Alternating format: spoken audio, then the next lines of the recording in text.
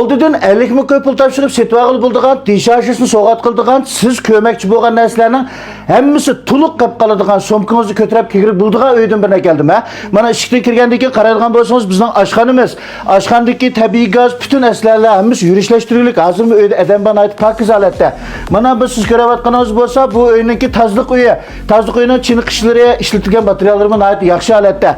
Yon taraf qaraydigan bo'lsangiz, bu yerda bir kichik yotoq uyimiz bor ha. Bu yotoq uyga bolalarning yotoq uyi qilib turibdi. Biz o'zimizning ehtiyojga asosan qilsak bo'ladi. Mana udulda qaraydigan bo'lsangiz, to'nglat qo'ydigan yer, bizning tomoq ustunini qo'ydigan yerlarimiz nihoyat chiroyli holatda, yaxshi o'rlashtirilgan. Mana hozir ko'rayotganingiz 84 kvadratlik ikki yotoqlik bu uyninki mehmonxonasi. Derizlarimiz piyovchon holatda.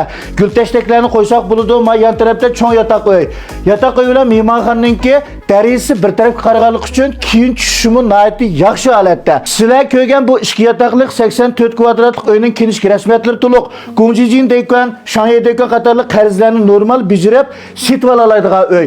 Siz ko'rayotgandek hamma narsa mushalatda qolib qoladi. O'rni bo'lsa, Urumchi, Saybaq rayoni, Xo'cha, Nanjan, ya'ni Koni poyezd stansiyasining keng tarafga joylashgan bu uyni setib olmoqchi bo'lsangiz, ehtiyojingiz bo'lsa, fursatni chin tutib men bilan jiddiy aloqa qilishing. Boshpatdan undidor nomerim bor. Aloqa qilish nomerim 136 4 986 99.